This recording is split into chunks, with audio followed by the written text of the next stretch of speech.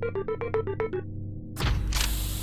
everybody, welcome to BrickVault. Today in front of me, here I have the TIE Advanced Prototype. This was designed by LDD Model Maker, instructions by Grinding Bricks, and this is the custom LEGO minifigure scale model that matches up with the rest of the other minifig scale ties and all the other things that are labeled minifig scale in the BrickVault studio. This TIE Advanced Prototype started production after the end of the Clone Wars under the direct supervision of Darth Vader. Some versions of the prototypes were given to Inquisitors before the Battle of Yavin, and I like to think that Darth Vader was just improving different versions of this TIE Advanced, and every version that got rebuilt in a better configuration, he just took the old one and gave them to Inquisitors. Maybe that's how it worked, who knows. But this is a fantastic looking build with some fun little folding wing features and stuff like that. Actually, there's a second different type of display stand, so I'll get into everything, but first let me just let you know that if you wanted to build this, the instructions can be found at our web store, brickvault.toys. With each instructions purchase comes a PDF guide for the build and a digital parts list for ordering all the pieces you'll need online. Every model built in the studio is hand tested for durability. We test the instructions so we make sure the building steps can be properly followed, and the parts on the parts list are chosen with availability on the brick buying market in mind. Buying from us directly supports the channel as well as the talented designers we work with like LDD Model Maker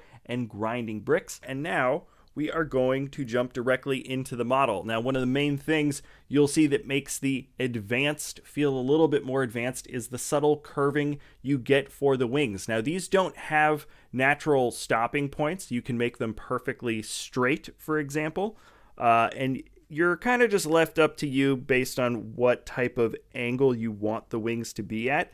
I like to exaggerate it, I think, a little bit more than what you normally see in the canonized material. I think it just looks a little bit cooler, but it really is a very subtle angle that comes to the wings as you're folding them. There's plenty of friction in the joints, so you don't have any issues with the wings accidentally like flopping around or swinging around underneath you, which is nice. And they're built in a very unique way because the solar collectors, I think that's the black part, that's only on the inside of this wing, and the outside is all light bluish gray. So it is a fairly different construction style compared to a lot of the other custom build ties that we have in the collection. And then another very specific sort of aspect to the Advanced Prototype here, which it shares actually with Darth Vader's TIE Advanced later down the line, is this more flat, wide, elongated section behind the arms in the rear of the ship. There's some nice angular cuts in there, a bit of greeble detail as well that make it a bit more accurate and add a little bit more flair. And then at the front of the arms,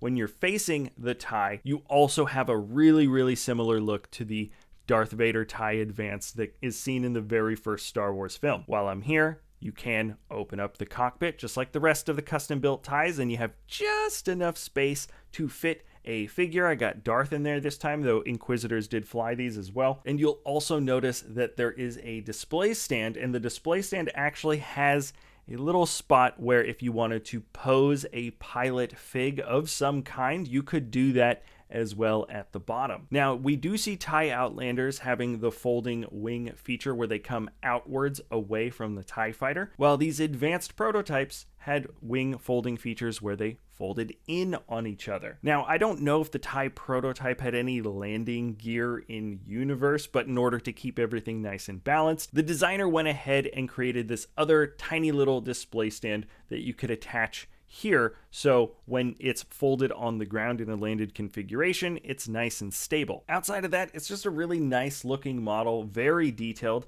I am gonna say that it's probably not quite as robust, we'll say, as some of the standard TIE Fighter builds that we have listed in the store. The wings are constructed in a unique way where they do pop off in a certain sense in certain locations.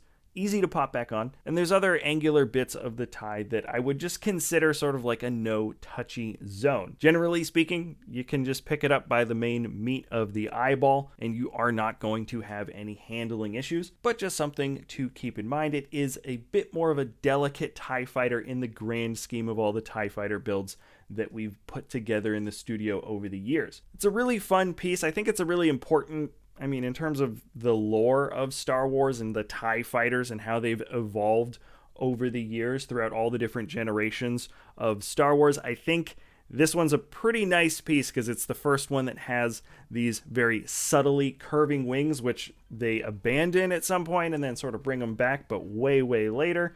And it just inspired, I think, a lot of other looks for more advanced TIE fighters that came many years down the line. So anyways, that is it for this video. If you want to pick up the instructions, remember it's at brickvault.toys. If you enjoy our content, feel free to like, subscribe, comment, share, and we'll see you next time at BrickVault.